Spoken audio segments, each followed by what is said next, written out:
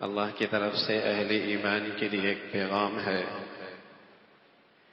کہ ایک وظیفہ ایسا ہے، ایک دعا ایسی ہے، ایک استغفار ایسا ہے، اگر کوئی صدق کے ساتھ اور اخلاص کے ساتھ اور اس دعا اور استغفار اور اس وظیفے کی حقیقت کے ساتھ اللہ کے سامنے یہ پیش کرے گا، وَكَذَلِكَ نُنْجِي الْمُؤْمِنِينَ، اللہ کا اعلان ہے میں ایمان والوں کو ان کے اس کرب سے اور انہیں ان کی مصیبت سے اور انہیں ان کے غم سے اور انہیں ان کی آزمائش سے نجات نصیب فرما دی۔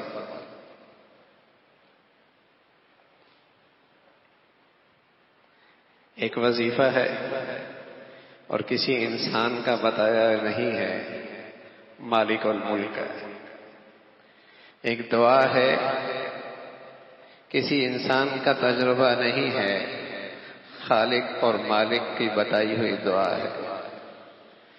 استغفار کے کلمات ہیں، کسی انسان کا اپنا تجربہ نہیں ہے، اللہ کی طرف سے بتائی ہوئی حقیقت ہے، اور پھر اللہ کے کلام سے مجھ اور آپ کو اس کی خبر دی جا رہی ہے۔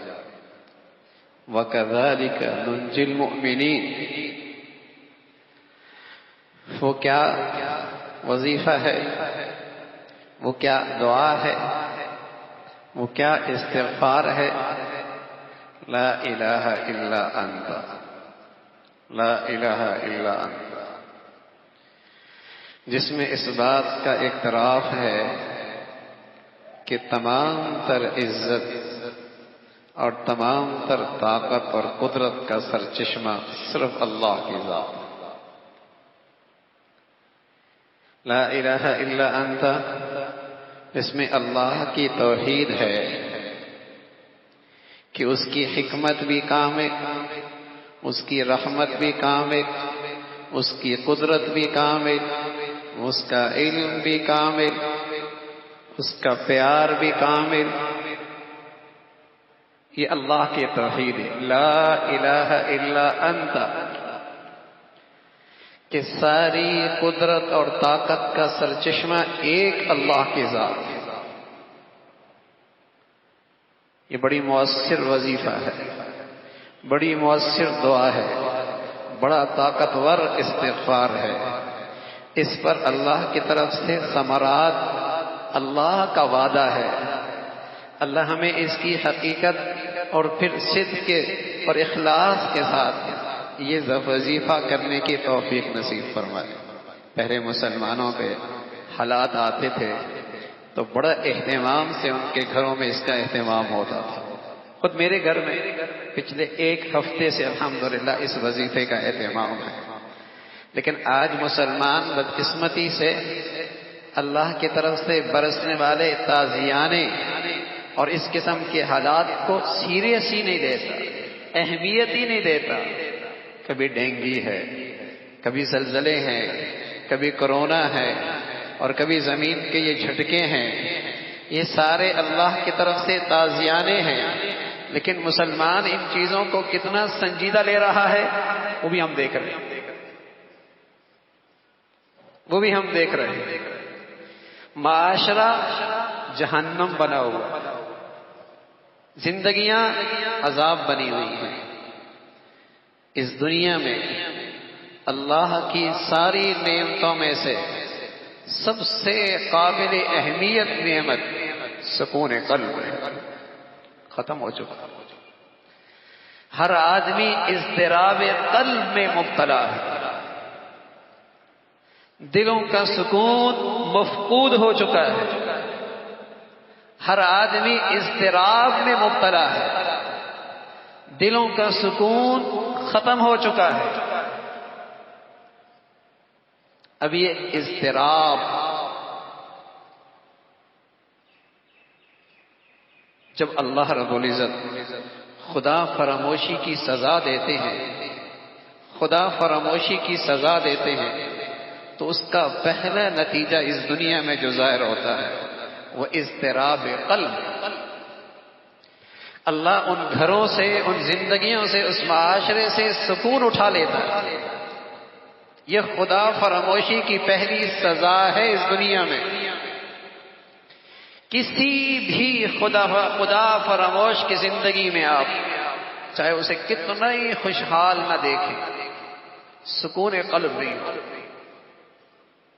کوٹھی میں ہو یا جھونپڑی میں، صحت میں ہو یا بیماری میں، آزمائش میں ہو یا راحت میں، اللہ اپنی ذات سے سچا تعلق نصیب فرما دے۔ دائیں بائیں کے یہ سارے نقشے اضطراب کے ضرور ہوں گے، لیکن اس کی دل کی جنت سے کوئی نہیں لے سکتا، اس کو اس کی دل کی جنت سے کوئی نہیں محروم کر سکتا۔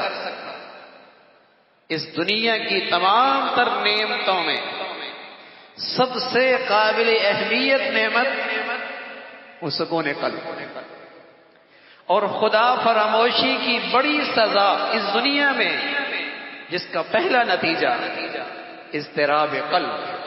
اس وقت پورا معاشرہ اس اضطراب کا شکار ہے۔ تو مانا یہ سب خدا فراموشی کی سزائیں ہیں۔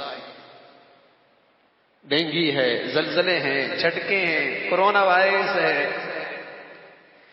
لیکن اللہ کی طرف رجوع کتنا ہے؟ اسے کتنا میرا معاشرہ سنجیدہ لے رہا ہے؟ گھروں میں توبہ اور استغفار کا کتنا اہتمام ہے؟ کتنی مسجدیں بھر چکی ہیں؟ ہمارے ہاں تو جب آزمائش کی گھڑیاں آتی ہیں تو لوٹ مار شروع ہو جاتی ہے، لوگوں کی ضرورت سے ناجائز نفع کمایا جاتا ہے، دوائیں مہنگی ہو جاتی ہیں، انجیکشن مہنگے ہو جاتے ہیں، اسپتال مہنگے ہو جاتے ہیں، ہر ضرورت کی چیز اس میں حرام کمایا جاتا ہے، ناجائز منافع کمائے جاتے ہیں۔ تو پھر یہ کیوں نہ ہو؟ پھر یہ خوف میں اضافہ کیوں نہ ہو؟ یہ زندگیوں میں اضطراب کیوں نہ بڑھے؟ یہ ٹڈی دل یہ کوئی عذاب سے کم نہیں ہے، یہ زلزلے کے جھٹکے زندگی ہے تو بیماری ہے، زندگی ہے تو بیماری ہے، لیکن بیمار کو اچھوت بنا دینا اور اس بیماری میں زندگی خوف میں گزارنا یہ عذاب ہے، یہ عذاب ہے۔ باپ گھر بناتا ہے، باپ کا جنازہ آتا ہے، بیٹا جنازہ لینے کے لیے تیار نہیں ہے، گھر میں جنازہ رکھنے کے لیے تیار نہیں ہے۔ کتنے ارمانوں سے یہ گھر بنایا اس باپ نے، اگر آج اسے زندگی ملتی اور دیکھتا کہ اس گھر میں آج میری اولاد اندر نہیں داخل ہونے دیتی، آخری وقت ہے باپ کا، پوچھا کیا خواہش ہے؟ اولاد کو دیکھنا چاہتا ہوں، اولاد سے ملنا چاہتا ہوں۔ اولاد کو اطلاع دی ہم باپ سے نہیں مل سکتے۔ زندگی ہے تو بیماریاں ہیں، اور ہر موت کے لیے کوئی نہ کوئی بیماری بہانہ ہے، لیکن یہ پوری ماحول میں جو ایک خوف کی فضا ہے، کس نے بنائی ہے؟ کسی کی کارستانی ہے، لیکن یہ سچ ہے یہ عذاب سے کم نہیں، یہ عذاب سے کم نہیں۔ حالانکہ اللہ کے نبی صلی اللہ علیہ وسلم فرمایا کرتے تھے کسی کو بخار ہو جائے، کیا خوشخبری سنائی اللہ کے نبی نے، کسی کو بخار ہو جائے فرمایا لا بأس طہور، ڈینگی ہے تو بخار ہے، کورونا ہے تو اس کی ایک علامت بخار ہے، فرمایا لا بأس طہور، کوئی بات نہیں بھائی، کوئی بات نہیں، کوئی حرج نہیں، اس سے تو تجھے پاکیزگی مل رہی ہے۔ سبحان اللہ، اللہ کے نبی کے الفاظ دیکھیے، حوصلہ کیسے دے رہے ہیں، ہمت کیسے بڑھا رہے ہیں، اندر کیسی توانائی بڑھ رہے ہیں، کیسے اندر جوش دے رہے ہیں۔ لا بأس طہور، اسے اچھوت نہ سمجھنا، اس بیماری کو حقیر نہ سمجھنا، یہ کوئی رسوا کن بیماری نہیں ہے، یہ کوئی رسوا کن بیماری نہیں ہے، ایمان والے کے لیے لا بأس طہور، کوئی بات نہیں، اس سے تو اس کی پاکیزہ زندگی میں اور اضافہ ہوگا۔ اللہ اس کے ظاہر اور باطن کو صاف کر رہا ہے۔ یہ کوئی بیمار اچھوت نہیں ہے، یہ بیماری کوئی رسوا کن نہیں ہے، یہ کوئی بیماری کوئی ذلت کی چیز نہیں ہے، لیکن فضا میں عرض کر رہا ہوں کون سے ذرائع استعمال ہوئے ہیں، یہ فضا کس نے بنائی ہے، ہم اس حد تک کیسے پہنچے ہیں؟ تو ایک بات یقینی ہے، یہ سب خدا فراموشی کی سزا ہے، یہ سب خدا فراموشی کی سزا ہے۔ بیماری مسلمان کے لیے زحمت نہیں، رحمت ہے۔ بخار، اللہ کے نبی، اب کسی گھر میں بخار ہو جائے سب کے ہاتھ پاؤں پھول جاتے، ابا سے بیٹا نہیں ملتا، بیٹے سے باپ نہیں ملتا، بیوی سے شوہر نہیں ملتا، اس بیچارے کو ذہنی مریض بنا دیا جاتا ہے، اچھوت بنا دیا جاتا ہے، اور سمجھتے ہیں بڑے پڑھے لکھے ہیں، بڑے ہوشیار ہیں، بڑی احتیاط کر رہے ہیں، اس کے ساتھ دشمنی کر رہے ہیں، اسے ذہنی مریض بنا رہے ہیں۔ تو حوصلے کا وقت ہے، احتیاط کریں لیکن وہ ایک حد تک، اچھوت نہ بنائیں، اسے مصیبت اور اذیت نہ دیں۔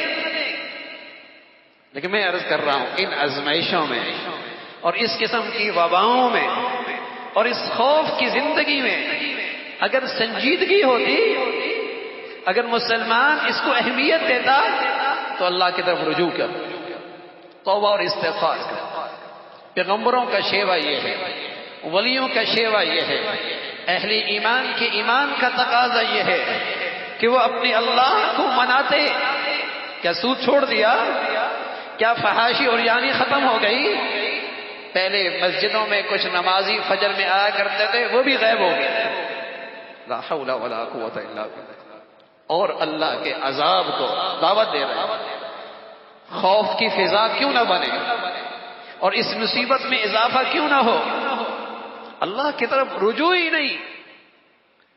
تو ایک وظیفہ ہے جس پر اللہ کا وعدہ ہے، اللہ کا وعدہ ہے، یہ وہ وظیفہ ہے، یہ وہ دعا ہے، یہ وہ استغفار ہے جس سے ایمان والے اس کرب سے نکل سکتے ہیں، اس مصیبت سے نجات پا سکتے ہیں۔ اللہ کی طرف سے یہ پیغام ہے اہل ایمان کے لیے، وَكَذَلِكَ نُنْجِي الْمُؤْمِنِينَ، میں ایمان والوں کو اس مصیبت سے نجات دوں۔ اللہ کہہ رہا ہے میں نجات دوں گا، بشرطیہ کہ ایمان ہو، بشرطیہ کہ ایمان ہو، بشرطیہ کہ ایمان ہو۔ اور ایمان کا تقاضا کیا ہے؟ لا الہ الا انت سبحانک انی کنت من الظالمین۔ اس وظیفے کی حقیقت کو سمجھے، لا الہ الا انت، اس میں اللہ کی توحید ہے، اللہ کی توحید ہے۔ مشکل کشا اکیلا اللہ ہے، حاجت روا اکیلا اللہ ہے، میرے مصائب اور میری پریشانیوں کا حل صرف اللہ کے پاس ہے۔ ان الحکم الا للہ، ان الحکم الا للہ، فیصلہ صرف اللہ کا چلے گا۔ الا لہ الحکم، جب وہ اللہ چاہ لے، جب وہ اللہ چاہ لے، صحت چاہ لے، کون بیمار کر سکتا ہے؟ اور اس کی حکمت میں میرے لیے بیماری لکھی ہے۔ ارے میاں ساری احتیاطیں کر لے تو قلعوں میں محفوظ کر لے، نہیں بچ سکتا۔ حوصلہ رکھ، آئی کس کی طرف سے ہے؟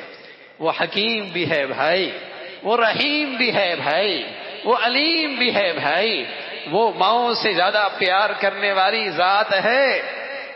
حوصلہ نہ ہار، ہمت نہ ہار، اسی ذلت کی چیز نہ سمجھ، اپنے آپ اضطراب میں نہ جا، احساس کمتری کا شکار نہ ہو، ڈپریس نہ ہو، ڈپریشن میں نہ جا۔ اللہ کی حکمت، اللہ کے پیار پہ نظر رکھ۔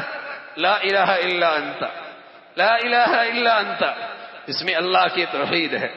سبحانک، سبحانک، اس میں اللہ کی پاکی ہے کہ اللہ ہر نقائص سے پاک ہے۔ ایسا نہیں ہو سکتا اللہ بچانا چاہے پھر بھی کوئی مبتلا کر دے، اللہ صحت دینا چاہے پھر بھی کوئی بیمار کر دے، اللہ فیصلہ کرنا چاہے پھر بھی کوئی رکاوٹ ڈال دے، اللہ بچانا چاہے پھر بھی کوئی مبتلا کر دے، اللہ حفاظت کرنا چاہے پھر بھی کوئی مصیبت میں ڈال دے، سبحانک لا الہ الا انت سبحانک، اللہ کی توحید ہے، اللہ کی پاکی ہے۔ اگلا یہ وظیفہ بڑا طاقتور ہے، یہ دعا بڑی طاقتور ہے، اس پر اللہ کی طرف سے مصیبت سے نجات کا اعلان ہے، وعدہ ہے، نجات ملی۔ میں نے عرض کیا میں نے خود اس میں اپنے گھروں میں اس کا اہتمام کر رکھا، مسلمانوں میں معمول تھا ان کلمات کا اپنے گھروں میں اہتمام کرتے تھے۔ ہفتہ ہو گیا ہے اور یہ صرف اس لیے آپ کو بتا رہا ہوں کہ اللہ کرے ہمارے گھروں میں یہ چیزیں شروع ہو جائیں، توبہ اور استغفار کا ماحول بنائیں۔ جو ایک آہو فضا ہے، دہشت اور خوف ہے، جنہوں نے آج ہمارے گھروں میں ڈیرے ڈال رکھے ہیں، اس لیے کہ ہمارے گھروں میں اللہ کے تذکرے مٹ گئے ہیں، اللہ کی عظمت بڑائی کے تذکرے مٹ گئے ہیں، دنیا پرستی کے، بے حیائی فحاشی کے، دنیا کی جینے کا ایسا شوق رچ بس گیا ہے جس نے ہماری زندگیوں میں زندگی کو خوف زدہ کر دیا ہے۔ لا الہ الا انت سبحانک، آگے ہے انی کنت من الظالمین، سبحان اللہ۔ اس وظیفے میں جتنا خلوص ہوگا، جتنی سچائی ہوگی، اتنا ہی اس کے اثرات ہوں گے۔ انی کنت من الظالمین، اے اللہ میں قصوروار ہوں، سبحان اللہ۔ یہ استغفار ہے، یہ اس دعا میں استغفار ہے، یہ اس وظیفے میں استغفار ہے۔ جس قدر اس قصورواری میں سچا ہوگا، جس قدر اس ندامت میں سچا ہوگا، میں قسم کھا کے کہتا ہوں اللہ رب العزت ہمیں یقین اور اخلاص کے ساتھ یہ کلمات نصیب فرما دے، اور اپنی پوری زندگی کے گناہوں پر سچی ندامت نصیب فرما دے۔ پھر سکون نہ ملے، ہو نہیں سکتا، پھر اس اندر کا اضطراب ختم نہ ہو نہیں سکتا، یہ اندر کا خوف کافور نہ ہو نہیں سکتا۔ انی کنت من الظالمین، اللہ میں قصوروار ہوں۔ لیکن ہم کیا کہتے ہیں، پتہ نہیں ایسا کیوں ہو گیا، میرے سے تو کوئی غلطی نہیں ہوئی، یعنی میں بڑا ہی پارسا ہوں۔ پیغمبر کے الفاظ ہیں، پیغمبر، اللہ کا پیغمبر جس سے کوئی گناہ نہیں ہوا اور جس پیغمبر سے کوئی گناہ نہیں ہو سکتا، وہ تو کہہ رہا ہے اللہ مجھ سے قصور ہو گیا، اور ہماری زندگی 24 گھنٹے کی زندگی گناہوں میں اور قصوروں میں گزر رہی ہے، لیکن مجھے کبھی خیال ہی نہیں آتا کہ میری زندگی میں کوئی قصور ہے۔ یہ بڑی مصیبت ہے، یہ ایک مصیبت ہے۔ بڑا پارسا ہوں میں، مجھے اپنی غلطیاں گناہ نظر ہی نہیں آتے۔ انی کنت من الظالمین، یہ ندامت، اس میں جس قدر سچائی ہوگی، جس قدر خلوص ہوگا، انی کنت من الظالمین، اللہ میں قصوروار ہوں، اللہ میں قصوروار ہوں، تو حاجت روا ہے، تو مشکل کشا ہے، ساری طاقت اور عزت کا سرچشمہ اکیلا اللہ تو ہے، صحت شفا تیرے ہاتھوں میں ہے، حفاظت مشکلات کا حل تیرے اختیار میں ہے، میرا حال کیا ہے؟ انی کنت من الظالمین، میں تو قصوروار ہوں، میں تو گناہگار ہوں، میں تو قصوروار ہوں، میں گناہگار ہوں۔ اس پر جس قدر سچائی ہوگی، اور سچائی کی علامت کیا ہے؟ سچائی کی علامت کیا ہے؟ اپنے اس قصور پہ سچا ہے، علامت کیا ہے؟ اسی گھڑی گناہوں سے دستبردار ہو جائے گا، اسی گھڑی گناہوں سے دستبردار ہو جائے گا، آئندہ اللہ کی نافرمانیوں پہ جرت نہیں کرے گا۔ یہ کیسا قصور ہے؟ مسلمان ہے اور اس کی زندگی میں حرام ہے، مسلمان ہے اور اس کی زندگی میں نماز نہیں، مسلمان ہے اور اس کے گھروں میں بے حیائی اور بے حیائی کے نقشے ہیں۔ ان چیزوں کا اسلام سے کوئی جوڑ نہیں، ان چیزوں کا ایمان کی حقیقت سے کوئی تعلق نہیں۔ انی کنت من الظالمین، اللہ میں قصوروار ہوں۔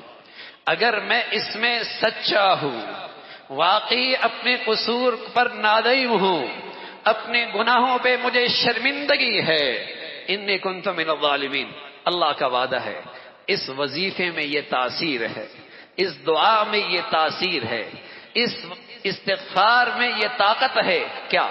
وَكَذَلِكَ نُنْجِي الْمُؤْمِنِينَ. ایمان والو، ہم تمہیں اس کرب سے نجات نصیب فرما دیں، اس مصیبت سے نجات نصیب فرما دیں، اس خوف سے نجات نصیب فرما دیں گے. اور میرے عزیزو، اگر میری حالت یہی رہی تو فلاح اور بہبود کا پھر کوئی راستہ نہیں. اللہ کا اعلان ہے، ان اللہ لا یہدی القوم الفاسقین، ان اللہ لا یہدی القوم الفاسقین. فسق و فجور کی زندگیاں کرنے والوں کی ہر تدبیر الٹی ہو جایا کرتی ہے. فسق و فجور کی زندگی والوں کی ہر تدبیر الٹی ہو جایا کرتی ہے، ہر منصوبہ ان پر الٹا پڑتا ہے. پھر کوئی نہیں فلاح اور پھر کوئی نہیں نجات کی شکل، پھر یہ زندگی خوف ہی کی گزری. پھر اس مصیبت کی گھڑیاں طویل ہوتی چلی جائیں گی. ضرورت ہے میرے عزیزو، قومی سطح پہ اپنے ماحولوں میں، اپنی زندگیوں میں سچا استغفار ہو، اپنے قصوروں پہ سچی معافی ہو، رجوع اللہ کی فضا بنائی جائے. اللہ کی طرف یہ ان وباؤں میں، اللہ کی طرف سے ان تازیانوں میں یہ سنجیدگی کا مظاہرہ ہے، یہ سنجیدگی کا مظاہرہ ہے کہ واقعی ان چیزوں کو ہم اہمیت دے رہے ہیں اور اللہ کی طرف رجوع کر رہے ہیں. پھر اللہ کا اعلان ہے، وَكَذَلِكَ نُنْجِي الْمُؤْمِنِينَ. میں ایمان والوں کو اس کرب سے اور اس مصیبت سے، اس آزمائش سے اور اس خوف کی فضا سے نجات دوں گا، نجات دوں گا. اللہ نجات دے دے، پھر کون خوف زدہ کر سکتا ہے؟ پھر کون خوف زدہ کر سکتا ہے؟ اللہ رب العزت بھائی ہمیں اس کا اہتمام نصیب فرما دے اور صدق اور اخلاص کے ساتھ اس کلمات کا ورد نصیب فرمائے.